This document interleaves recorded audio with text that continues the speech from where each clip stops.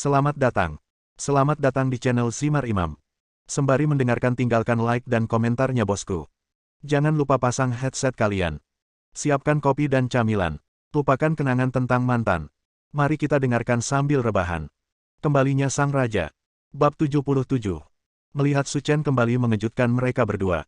Namun, sebelum dia sempat naik untuk menyapa, dia sudah dikelilingi oleh orang lain. Wali Kota Su, merupakan suatu kehormatan bagi kami Anda datang ke pelelangan kami. Saya baru saja datang untuk melihat. Lelang provinsi ini diadakan di Linyang, yang sangat penting. Anda harus serius dan bertanggung jawab dan tidak gegabah, kata Su Yuanzheng secara simbolis. Tentu saja, Wali Kota Su, jangan khawatir. Tuan Gu, mengapa Anda tidak mengatakan apapun kepada saya di Layang agar saya dapat menjemput Anda? Kata Su Sihan sambil tersenyum. Kemarilah dan lihat, ini bukan masalah besar. Ayo, izinkan saya memperkenalkan kepada Anda. Ini adalah dokter ajaib Tiongkok kami, Gu Fanchen, Tuan Gu. Ketika saya di Universitas Harvard, pembimbing doktoral saya telah mendapat bimbingan dari Tuan Gu. Saya bisa menemui Gu Fanchen di Linyang. Merupakan suatu kehormatan bagi kami untuk bertemu dengan lelaki tua itu, kata Su Sihan lembut. Ya Tuhan, saya hanya pernah mendengar tentang Tuan Gu sebelumnya, tapi sekarang saya akhirnya bertemu dengan orang yang sebenarnya. Suatu kehormatan. Setelah obrolan singkat, Su Yuanzheng berkata dari samping. Oke, kami datang ke sini hanya untuk melihat-lihat, tidak ada yang lain. Anda dapat melanjutkan pekerjaan Anda. Su Yuanzheng ingin mengusir semua orang ini, tetapi Su Chen masih di sini, dan orang-orang di depannya ini tidak penting sama sekali. Wali Kota Su, Tuan Gu, silakan duduk di sini dulu. Ada beberapa hal yang harus kami tangani dengan orang ini. Xie Hoxiong, yang pernah mengejek Wei Changtian sebelumnya, berkata. Apakah ada sesuatu yang terjadi di antara kalian berdua? Su Yuanzheng terkejut dan berkeringat dingin, takut orang-orang buta ini akan menyinggung perasaan Su Chen. Benar, Wali Kota Su dan Tuan Gu, Anda mungkin tidak tahu bahwa orang ini meminum 4 pil dan datang ke sini untuk membodohi kita, dengan mengatakan bahwa itu adalah obat ajaib yang dapat memperpanjang hidup kita selama 50 tahun. Dia juga melontarkan komentar kasar kepada kami di upaya untuk mengganggu pelelangan. Ya, jadi kami siap menghadapinya. Brengsek. Sebelum Xie Hoxiong menyelesaikan kata-katanya, dia disela oleh Gu Fanchen. Anda sebenarnya mempertanyakan kemampuan Tuan Su. Anda benar-benar buta. Benar-benar bingung. Semua orang tercengang saat mendengar kutukan marah Gu Fanchen. Apa yang sedang terjadi? Tuan Gu sebenarnya peduli dengan anak ini Tuan Su. Sebelum semua orang memahami apa yang sedang terjadi, Su Yuanzheng dan Gu Fanchen berjalan tepat di depan Su Chen, membungkuk dan berkata. Tuan Su, ini. Bahkan Wali Kota Su memanggilnya seperti itu. Gu, Tuan Gu, kenapa kamu memanggilnya Tuan Su? Su Sihan bertanya dengan tidak jelas.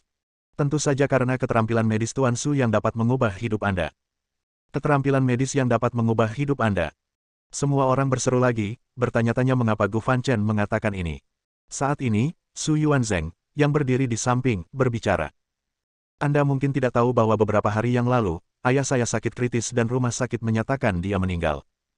Namun, Tuan Su menggunakan keterampilan medisnya yang luar biasa untuk membawa ayah saya kembali dari neraka. Keahlian medis Su dapat mengubah dunia. Hidup sama sekali tidak berlebihan. Benar, saya juga hadir pada saat itu, dan saya menghidupkan kembali orang mati sepenuhnya. Oleh karena itu, sangat dapat dipercaya untuk mengatakan bahwa obat Tuan Su dapat memperpanjang umur 50 tahun. Saya, Gu Fanchen, akan menjamin itu dengan kepalaku sendiri. Saya berjanji dapat menjamin reputasi saya selama ekspedisi. Diam. Seluruh ruang resepsi sunyi. Sepertinya Anda bisa mendengar pin drop. Sebagai orang awam, perkataan Su Yuanzheng mungkin belum meyakinkan. Namun, karena dokter ajaib Gu Fanchen telah berbicara, pasti tidak ada masalah. Huff, ada apa dengan kalian? Kalian sebenarnya mengatakan bahwa obat rahasia Tuan Su itu palsu. Apakah kalian memiliki pengetahuan medis sama sekali? Gu Fanchen mendengus dingin. Gu, Tuan Gu, ya, maaf. Itu karena saya tidak pandai belajar dan tidak menemukan efek sebenarnya dari obat-obatan rahasia ini. Su Sihan membungkuk berulang kali dan berkata dengan canggung. Tidak ada gunanya meminta maaf padaku. Orang yang ingin kamu minta maaf adalah Tuan Su. Itu tidak perlu, kata Su Chen dengan tenang. Ini. Ekspresi Su Sihan menjadi semakin malu, dan wajahnya ditampar. Aku akan membayar 100 juta untuk membeli obat rahasia adik kecil ini. Itu 50 tahun. Jangankan memperpanjang umur 50 tahun, kalaupun diperpanjang 5 tahun, orang-orang ini akan berbondong-bondong melakukannya. Tidakkah menurutmu itu palsu? Maka tidak perlu membelinya. Su Chen berkata dengan tenang. Setelah mengatakan itu, Su Chen membawa Wei Changtian dan berbalik untuk berjalan keluar, tidak peduli dengan 100 juta itu. Selama Su Chen memikirkannya, apalagi 400 juta, bahkan 40 miliar bukanlah apa-apa baginya. Tuan Su, tidak, kami akan membelinya meskipun itu palsu. Tolong jual kepada kami. Saya, Su Chen, bukan orang munafik. Anda bisa membelinya jika Anda mau. Harganya 200 juta. Apa? 20 juta. Hanya dalam beberapa menit, dia benar-benar bertambah 100 juta. 300 juta, kata Su Chen dengan tenang. Mereka terkejut. Ini adalah pertama kalinya orang-orang kaya ini melihat tuan yang begitu kejam. Dia benar-benar menaikkan harga sebesar 100 juta menjadi 300 juta. Tidak, tidak, Tuan Su, jangan naik lagi. Harganya hanya 300 juta. Saya akan membelinya sekarang dan mentransfernya kepada Anda. Aku juga menginginkannya. Dan aku. Keempat pil rahasia itu terjual dalam sekejap, dan penghasilan 1,2 miliar pun mudah didapat. Melihat pemandangan ini, sudut mulut Wei Changtian bergerak-gerak. Bahkan jika dia mencetak uang, itu tidak akan secepat itu. Setelah menjual obat rahasia, Su Chen tidak tinggal di sini lebih lama lagi, tetapi langsung kembali ke Villa Haitang. Dari 1,2 miliar, Anda mengambil 200 juta dan melakukan semua pekerjaan untuk saya. Itu uang hasil jeripaya Anda, kata Su Chen sambil bersandar di sofa. Wei Changtian terkejut, Tuan Su, Anda ingin memberi saya 200 juta. Apa, terlalu sedikit? Tidak, bukan itu maksudku. Wei Changtian berkata dengan cepat. Tuan Su, merupakan kehormatan bagi saya untuk bekerja untuk Anda. Selain itu, jika Anda benar-benar ingin memberi saya uang hasil jeripayah, beri saya beberapa juta, saya dapat menerimanya, tetapi kali ini 200 juta, itu terlalu banyak. Petik 2. Hanya 200 juta, banyak. Su Chen berdiri perlahan dan berkata dengan tenang. Ambillah pandangan jangka panjang dan jangan selalu fokus pada uang yang sedikit itu. Sekarang kamu mengira uang adalah segalanya. Uang bisa membeli rumah besar, wanita cantik, semua yang kamu inginkan. Tetapi, apakah uang benar-benar segalanya? Su Chen tersenyum dan berkata, tidak.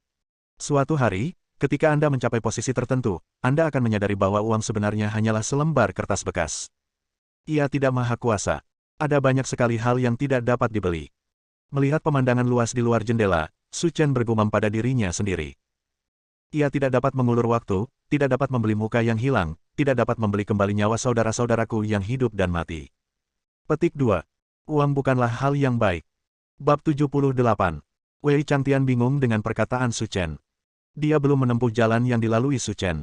Apa yang dialami Su Chen, dia juga tidak mengalaminya. Mereka berada di alam yang berbeda, jadi Wei Changtian memutar otak dan tidak bisa memahami arti kata-katanya.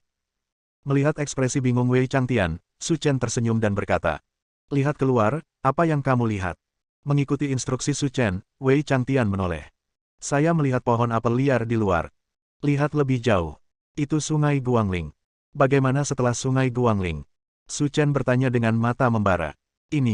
Kali ini, Wei Changzhen benar-benar tidak tahu harus menjawab apa. Karena penglihatannya yang terbatas, semua yang dia lihat setelah Sungai Guangling menjadi kabur, dan dia tidak tahu apa itu. Aku bodoh, tolong minta Tuan Su menyebutkan namanya. Wei Changtian, sebenarnya kamu bisa melihat sangat jauh. Karena ada sesuatu yang menghalanginya, aku tidak bisa melihat dengan jelas apa yang ada di balik Sungai Guangling. Lalu yang dimaksud Tuan Su adalah, tapi yang kami lihat berbeda. Su Chen berkata dengan sangat yakin. Pada saat ini, Wei Changtian menemukan bahwa Su sepertinya tiba-tiba berubah menjadi orang yang berbeda. Dia sangat tinggi sehingga dia hanya bisa menatapnya. Sebenarnya apalagi yang ada di balik Sungai Guangling sama sekali tidak penting bagiku, karena di belakangnya aku melihat hamparan daratan yang luas dan lautan bintang yang tak terbatas. Setelah mengatakan itu, nada suara Su Chen tiba-tiba berubah dan menjadi tenang kembali, dan dia berkata dengan tenang. Jika Anda memikirkannya lagi, apa arti beberapa ratus juta bagi Anda? Tiba-tiba, Wei Changtian sepertinya memikirkan sesuatu, seperti pencerahan. Terima kasih Guru Su atas tipnya, saya mengerti. Pahami saja. Setelah Wei Changtian pergi, Su Chen melepas semua pakaiannya dan berjalan ke kamar mandi. Di saat yang sama, bayangan hitam samar muncul di punggung Su Chen. Akhirnya, itu berkembang menjadi salib terbalik yang gelap. Apalagi yang menakutkan adalah di salib terbalik yang gelap itu, ada seekor naga hitam dengan mulut terbuka lebar. Su Chen tersenyum dan berkata seolah berbicara pada dirinya sendiri.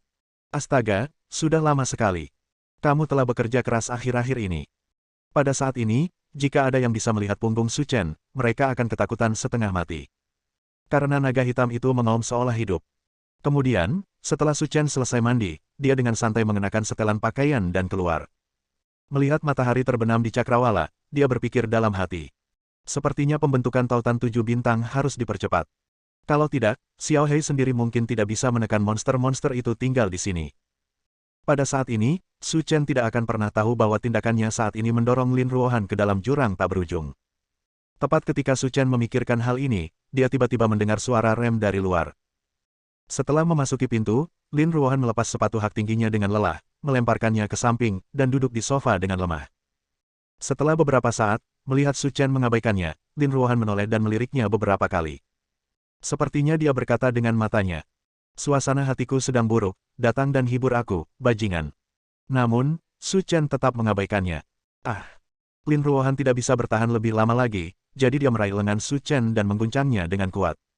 "Suasana hatiku sedang tidak bagus, kenapa kamu mengabaikanku? Kenapa suasana hatimu sedang buruk?" Su Chen menyalakan TV dengan santai dan mengatakan sesuatu tentang hal itu. "Kalau proyek perusahaan, rantai modal banknya putus, ada gap 400 juta. Saya sudah memikirkan banyak cara, tapi tidak ada satupun yang berhasil. Kalau besok saya tidak bisa memikirkan cara, proyeknya akan ditangguhkan. Kerugiannya tidak dapat diukur." Saat berbicara, Lin Ruohan memegangi dahinya yang kesakitan, wajahnya yang lembut ditutupi dengan kesedihan. "Masalah besarnya adalah kebangkrutan, apa masalahnya?" Su Chen berkata dengan tenang. "Bagaimana itu bisa berhasil? Saya berjanji kepada ayah saya saat itu bahwa kita harus menyukseskan cabang Linyang. Jika bangkrut, saya tidak akan punya muka untuk menemuinya." Setelah mengatakan itu, Lin Ruohan bersandar di sofa seolah-olah dia telah kehilangan jiwanya, dan berkata pada dirinya sendiri. "Jika seseorang dapat meminjamkan saya 400 juta sekarang, saya, Lin Ruohan, akan meminjamkan hidup saya." Setelah mendengar ini, Su Chen segera berhenti menggerakkan tangannya dan memasukkan kembali kartu bank yang akan dia keluarkan ke dalam sakunya. Namun, gerakan kecil Su Chen tidak luput dari pandangan Lin Ruohan, menatap Su Chen seperti rubah kecil yang cerdik. "Apa itu di sakumu? Keluarkan dan biarkan aku melihatnya." Lin Ruohan mengatakannya dengan baik dan meminta Su Chen untuk menunjukkannya padanya, tetapi setelah dia selesai berbicara, dia langsung memulai. Dia langsung mengambil kartu bank itu. Namun, ketika dia melihat kartu bank itu, Lin Ruohan tertegun. Ini kartu berlian Bank Huaxia. Apa yang terjadi dengan kartu berlian itu?" Su Chen berkata dengan acuh tak acuh. Ketika dia melihat kartu berlian itu, Lin Ruohan hampir melompat dari sofa. "Ada apa? Kartu bank ini dijual dalam jumlah terbatas oleh Bank Huaxia. Hanya mereka yang memiliki tabungan lebih dari 10 juta yang berhak mendapatkan kartu ini." Su Chen tidak terlalu memperhatikan masalah ini. Bagaimanapun, Wei Changtianlah yang keluar untuk menanganinya, dan dia hanya bertanggung jawab atas penggunaannya. "Saudara Chen, apa yang terjadi? Kamu sebenarnya memiliki kartu berlian Bank Huaxia. Ini seharusnya tidak menjadi masalah, ini hanya sebuah kartu. Tidak, kamu sebenarnya berani menyembunyikan uang pribadi di belakangku. Cepat keluarkan ponselmu, aku ingin memeriksa berapa banyak uang yang ada di dalamnya. Kamu bukan istriku, bagaimana kamu bisa menganggapnya sebagai uang pribadi?" Su Chen berkata dengan garis hitam di wajahnya. Sirkuit otak Lin Ruohan sungguh aneh. "Tapi aku adikmu. Kita tumbuh bersama dan merupakan kekasih masa kecil. Aku selalu memperlakukanmu seperti saudaraku sendiri. Saat aku masih kecil, aku akan berbagi setengah biskuit beruang favoritku denganmu, tapi kamu sebenarnya membawanya di belakangku. Kembali. Tidakkah hati nuranimu terluka jika kamu menyembunyikan uang pribadimu? Tidak akan. Aku tidak peduli kamu mengetahuinya atau tidak, berikan saja ponselmu secepatnya." Sambil berbicara, Lin Ruohan mengabaikan penampilannya dan duduk di pangkuan Su Chen. Keduanya saling memandang, dan payudaranya yang menjulang tinggi sudah menyentuh wajah Su Chen. Su Chen terdiam beberapa saat. Mereka tidak bertemu satu sama lain selama bertahun-tahun. Lin Ruohan telah menyempurnakan keterampilan bermain nakal sampai apinya terlihat jelas. "Ada sikap kuat bahwa jika Anda tidak memberikan ponsel Anda, saya tidak akan jatuh." Dipaksa tidak punya pilihan, Su Chen menyerahkan telepon ke tangan Lin Ruohan, dan Lin Ruohan tetap diam. Cukup." Setelah mengatakan itu, Lin Ruohan menggunakan ponsel Su Chen untuk menelepon bank. Karena kartu diamond jenis ini terikat pada ponsel, maka tidak perlu memasukkan password saat pengecekan saldo. Pada saat ini, angan-angan Lin Ruohan sudah terngiang-ngiang. Setelah memeriksa saldo, biarkan dia mengajak Anda makan makanan lezat. Proyek ini akan dihentikan. Bagaimana saya bisa tetap ingin menurunkan berat badan? Kamu harus pergi makan besar. Dan dia juga memintanya membeli kosmetik untuk dirinya sendiri. Beli juga gaun yang bagus. Dan sutra. Tidak perlu, beli saja stokingnya sendiri. Tepat ketika Lin Ruohan sedang membuat perhitungan dan bersiap untuk memanfaatkan Su Chen, suara petugas layanan pelanggan datang dari ujung telepon yang lain. Tuan Su yang terhormat, Anda adalah pengguna berlian di bank kami.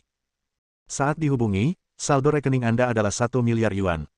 PS, jika terjadi sesuatu pada Lin Ruohan, apa yang akan dilakukan? Bersambung.